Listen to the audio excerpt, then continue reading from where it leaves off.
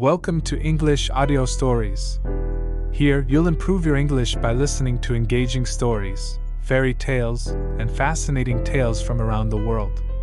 Sit back, relax, and let's dive into today's story. Of course, the man in the brown hat said. There are good policemen and there are bad policemen, you know. You're right, the young man said. Yes, that's very true. Isn't it, Julie? He looked at the young woman next to him. Julie didn't answer and looked bored. She closed her eyes. Julie's my wife, the young man told the man in the brown hat. She doesn't like trains.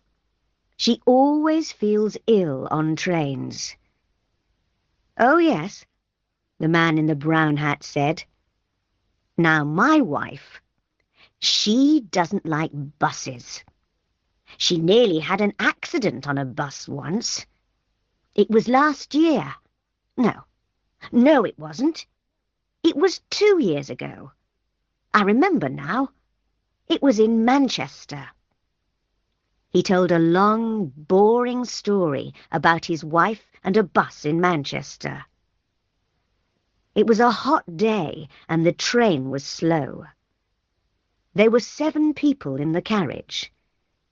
There was the man in the brown hat, the young man and his wife Julie, a mother and 2 children, and a tall, dark man in an expensive suit. The young man's name was Bill. He had short brown hair and a happy smile. His wife, Julie, had long red hair and very green eyes, the colour of seawater. They were very beautiful eyes. The man in the brown hat talked and talked. He had a big red face and a loud voice. He talked to Bill because Bill liked to talk too.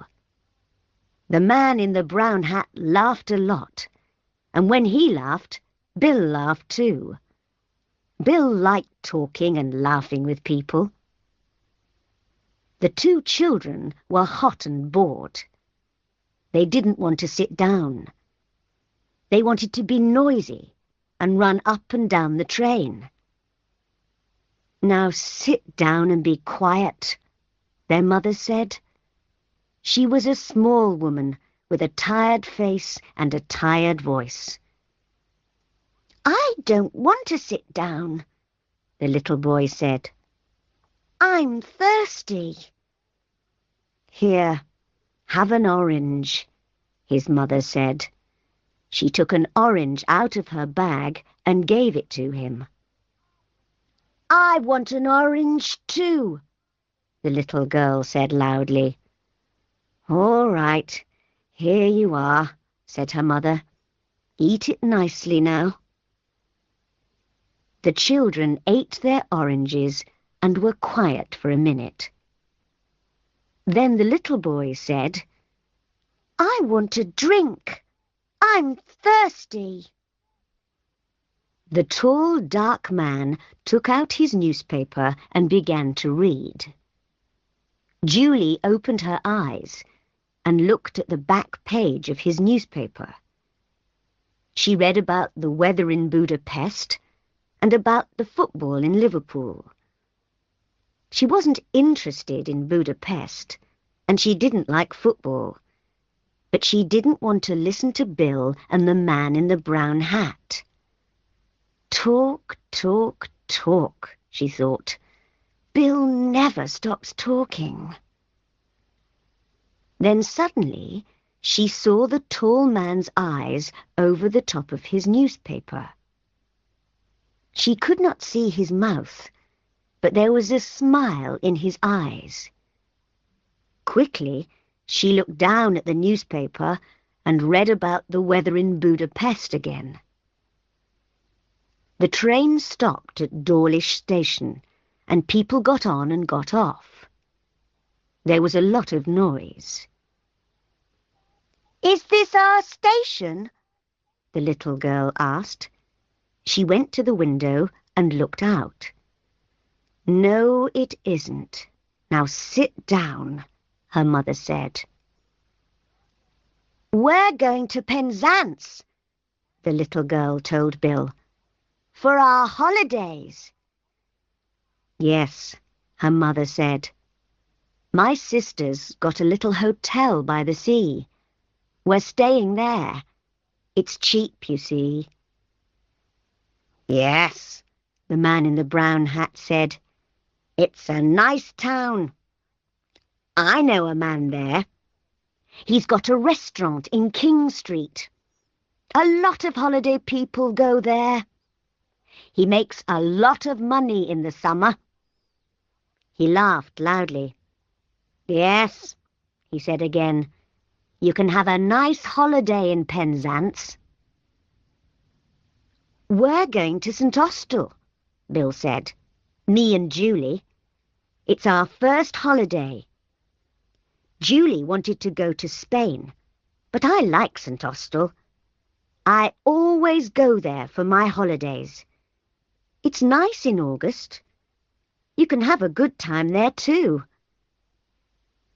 Julie looked out of the window. "Where is Budapest?" she thought. "I want to go there. I want to go to Vienna, to Paris, to Rome, to Athens." Her green eyes were bored and angry. Through the window, she watched the little villages and hills of England. The man in the brown hat looked at Julie.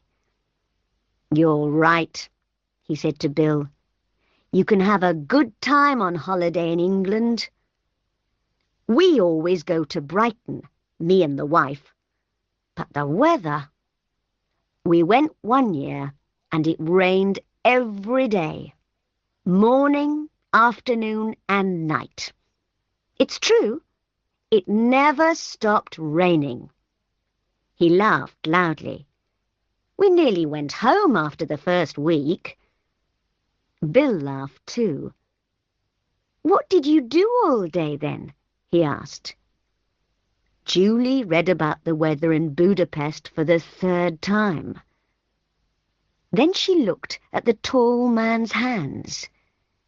They were long, brown hands, very clean. Nice hands, she thought. He wore a very expensive Japanese watch. Japan, she thought. I'd like to go to Japan. She looked up and saw the man's eyes again over the top of his newspaper. This time she did not look away.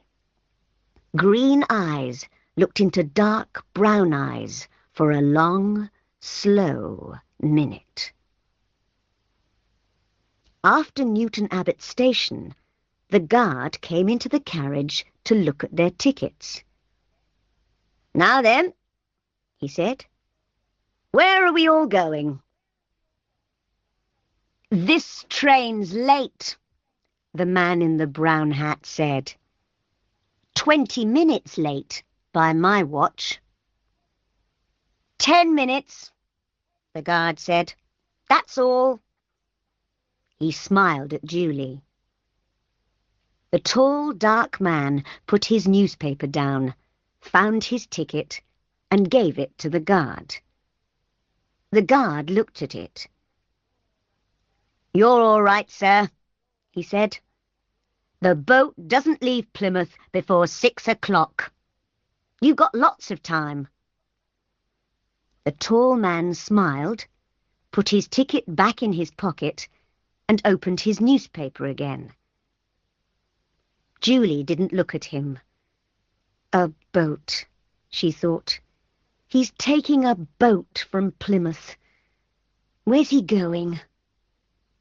She looked at him again with her long green eyes. He read his newspaper and didn't look at her, but his eyes smiled. The train stopped at Totnes Station, and more people got on and off.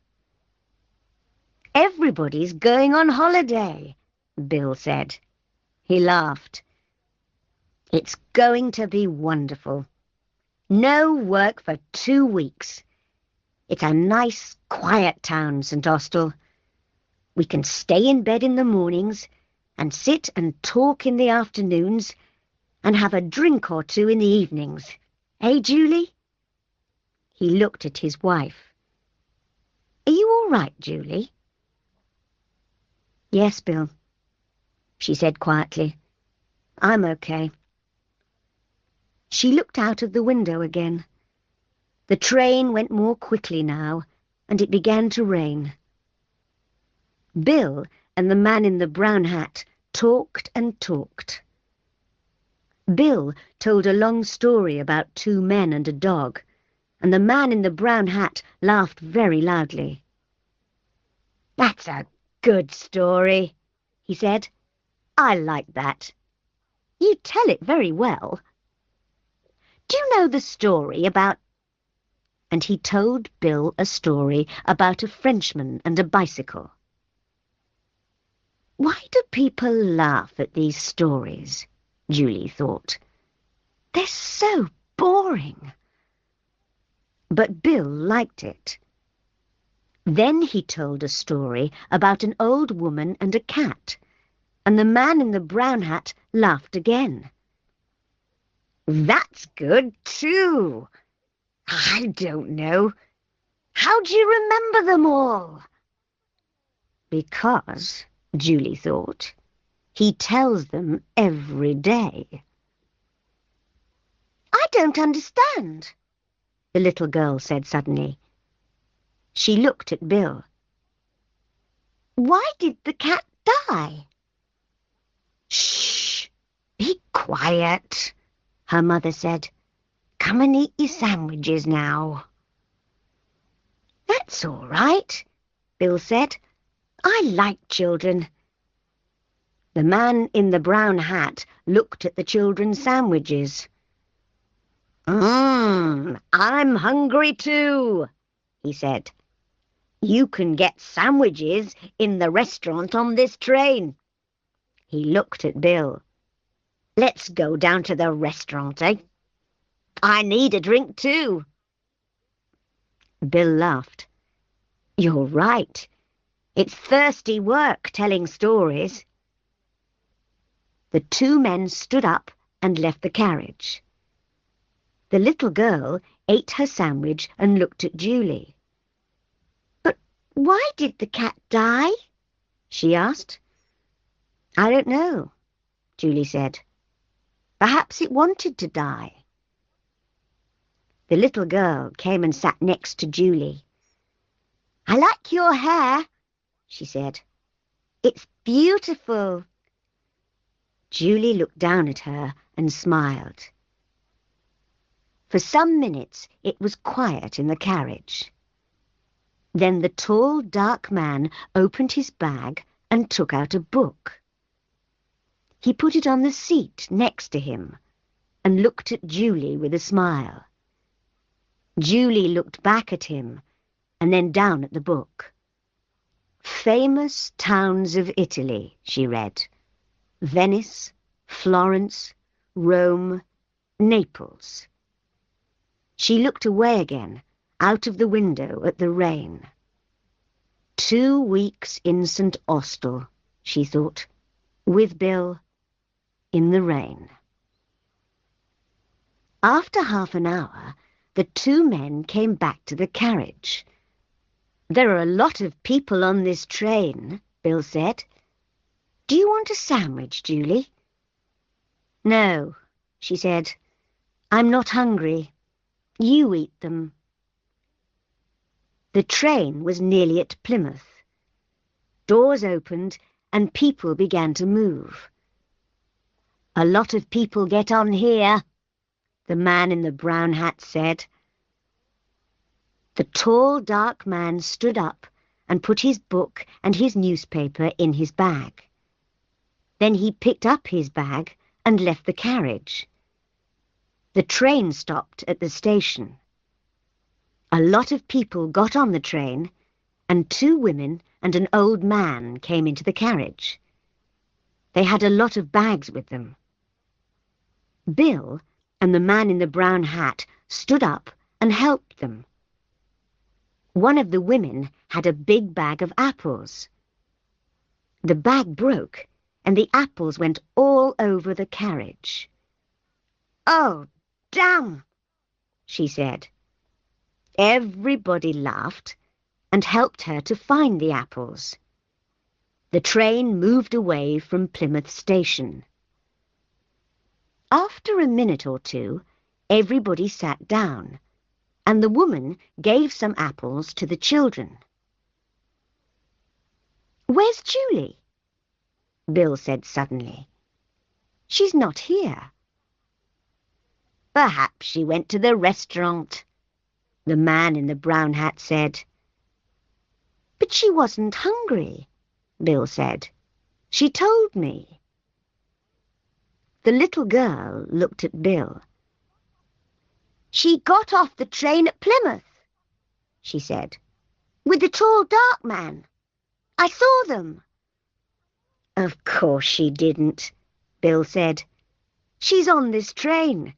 She didn't get off." "Yes, she did," the children's mother said suddenly. "I saw her too. The tall man waited for her on the platform." "He waited for her?" Bill's mouth was open. But he read his newspaper all the time. He didn't talk to Julie, and she never talked to him. They didn't say a word." "People don't always need words, young man," the children's mother said. "But she's my wife!" Bill's face was red and angry. "She can't do that," he said loudly. He stood up. "I'm going to stop the train." Everybody looked at him, and the two children laughed. "No," the man in the brown hat said. "No, you don't want to do that. Sit down and eat your sandwiches, my friend." "But I don't understand. Why did she go? What am I going to do?" Bill's face was very unhappy. After a second or two, he sat down again. "What am I going to do?" he said again. "Nothing," the man in the brown hat said. He ate his sandwich slowly. "Go and have your holiday in St. Austell. You can have a good time there. Forget about Julie. Those green eyes now." He took out a second sandwich and began to eat it. "I knew a woman once with green eyes. She gave me a very bad time. No, you want to forget about Julie."